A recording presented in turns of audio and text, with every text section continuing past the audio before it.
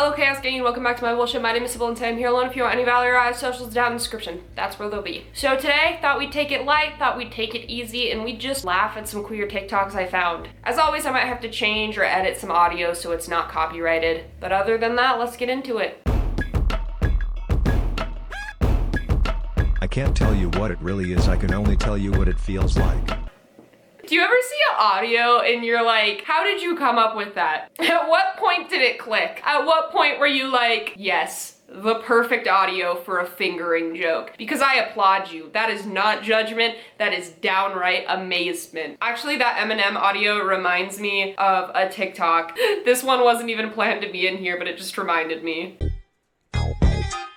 I heard it from a little birdie that you change your pronouns. I'm chilling with your mom, she gonna go down, I'm kidding. I'm sitting with your mom and after fucking we're discussing you. How you came out, and Slim's got nothing but love for you. I'm fucking with the damn transgender agenda. Hope my saying that doesn't offend you. Now I see that going girl, the boy isn't a choice. You can catch me in the Senate sitting pretty making noise. Cause I haven't been fucking with the government that's getting up in everybody biz. They wanna control kids, they want them to be cis. But they don't know shit about hormones. Their wives love me, cause I can make a hormone. And Ted Cruz, what's it matter to you?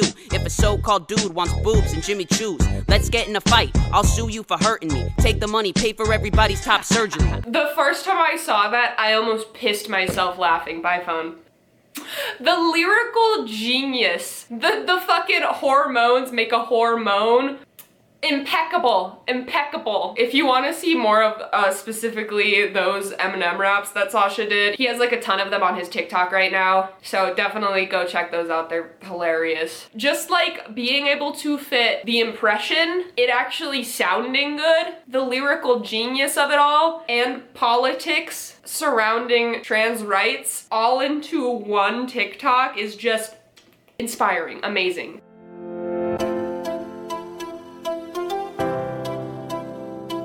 Cool.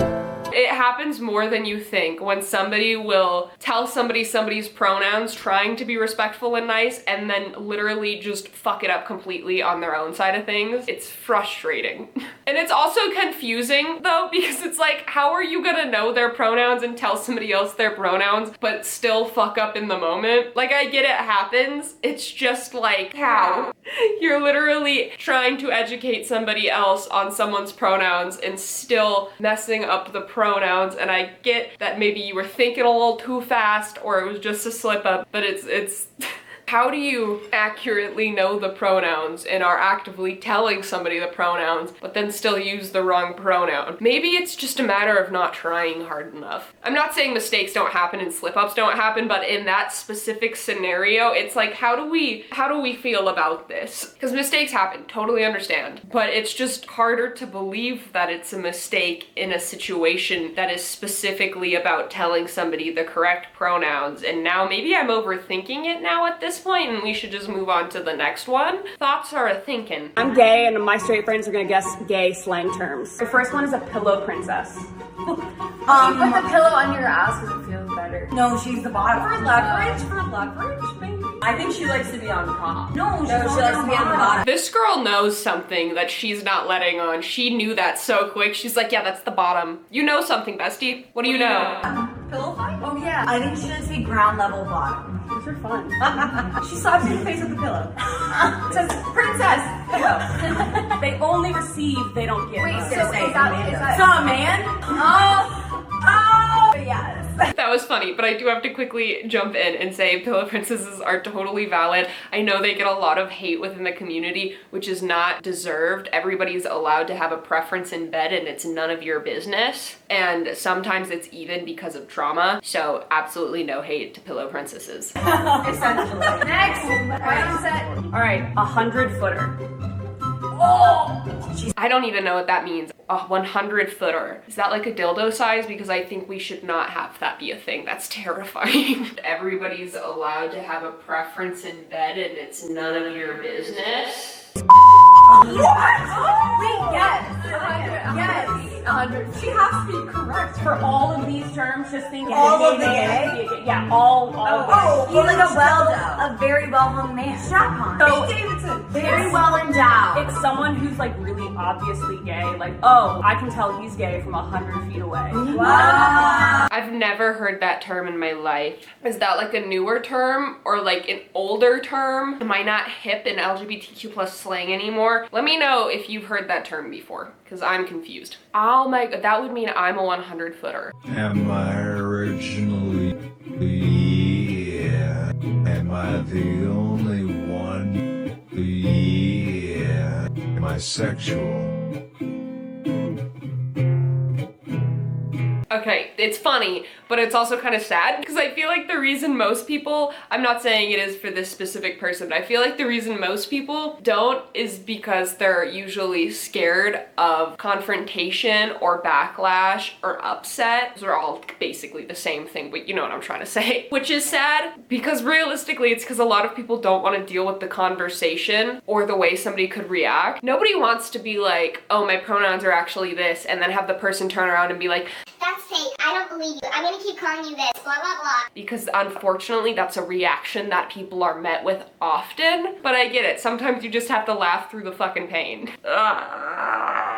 I feel like I see these and they're funny, but then in a lot of them there's like an underlying like, oh, that's actually kind of sad, or that actually kind of sucks because of the world we live in. So like, haha, but also bestie, do you want to talk about it? Are you good? I go by any pronouns right now because I'm still just trying to figure myself out. Vibe, live, laugh, love, home good sign. There's so many people I won't even say that to because I just don't even want to like deal with it in real life. I don't even want to have a conversation about it. I don't even want to hear their thoughts or opinions on it because it's just too much sometimes. Like, I'm just over here trying to live my life and I don't want to deal with all of that. So I just do what I want on my own pace, but God, I don't want to have the conversations. So kind of similar. Similar, but not the same. Okay, I have this shirt, this watch band, this fanny pack, this pride flag, this carabiner. Do you think they'll know? No. Damn it. I'm not a femme lesbian. Obviously.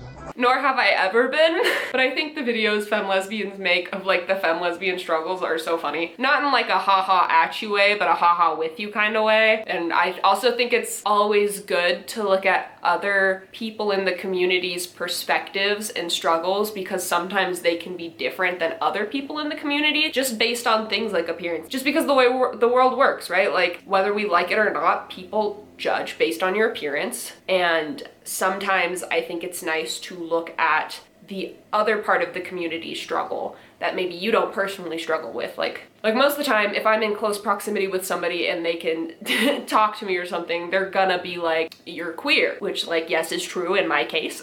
And maybe from a femme lesbian's perspective, they want more people to know they're queer because they want to connect with more queer people or talk to more queer people. So I think it's just good to look at perspective. Although I still get hit on by men a lot, that's confusing. And it's always after I tell them I have a girlfriend too. Gross. A 60-ish-year-old gay man just asked me, are you lesbian or bisexual or just into the hairy legs movement? Oh, that sounded rude. I love it. Very free. I'm trying to befriend more lesbians. That's funny. I feel like that was an experience for you, because if that happened to me, I would have been so freaked out at first, like, why is this random man coming up to me and judging my leg hair? And then it switching to him being like, no, not like that. I mean, like, I love it, like in a good way, like I want to be friends. But I could only imagine the sheer panic at the beginning. We love to see it. I also love that he was like, I need more lesbian friends. I love community supporting community. Community being friends with community. It's a beautiful, wonderful, magical, amazing thing. Mwah, love it.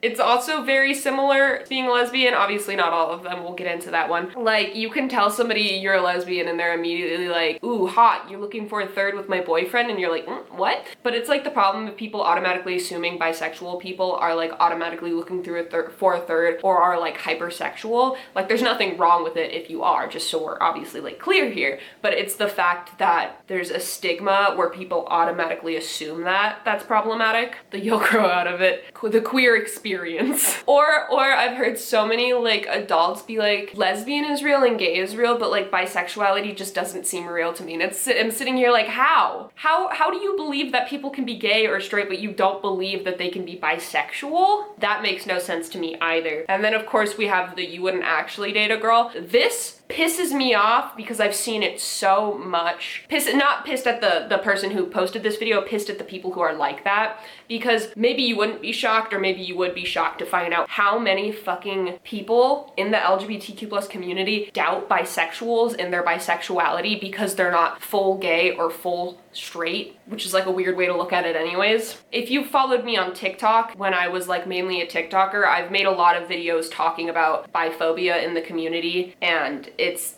disgusting, and I'm sorry that I have to deal with those people for being annoying and invalidating. Y'all are valid. This is a bi-stan account now. One is too many, but there's more than one. There's just way too many people that will doubt somebody else's experience because it's not their own, and bisexuals get a lot of that even within the community, where people are like, well, I'm like fully a lesbian, so how could you like experience outside of that? And obviously that's not all lesbians, but I've seen quite a few, especially on TikTok, which is like concerning, but I digress. Yeah, I'm sorry that y'all have to go through that. Do you have a crush on me? Now, what's funny about this, I've made videos talking about this on TikTok before. People like this will be like, do you have a crush on me? And then when you say no, they're still offended. They're like, what's wrong with me? What's so gross about me? I've had that happen to me before. And it's like, if you say yes, it's like awkward and weird, right? But if you say no, then it's also awkward and weird. So just don't ask. That might just go for most things though. Like, unless you're asking somebody to actually start a conversation about like, are you into me? Am I into you? What can we do about this? Or unless it's relevant to some kind of context, because obviously I can't think of every single scenario in the world. But unless it's a relevant question, don't just go around asking people if they have a crush on you. And especially if you're a straight girl asking a queer girl or something along the lines of that, do you have a crush on me? Don't do it. It's so weird, because if the person says yes, like then it's awkward for most people. And then if they say no, you're gonna be a little hurt or offended. I'm not saying for everybody. And I've been in that exact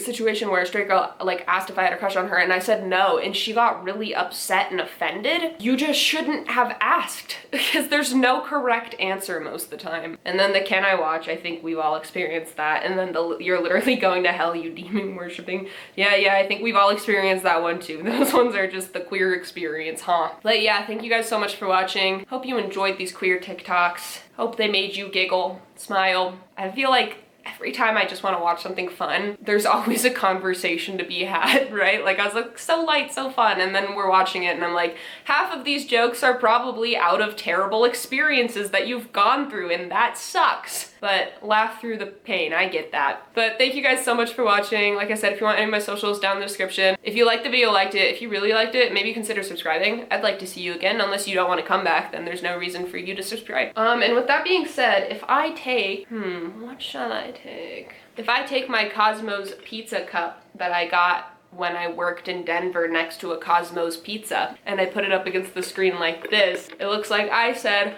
bye. Look at his little face. Not sponsored, obviously, but like, look at his little face. So cute.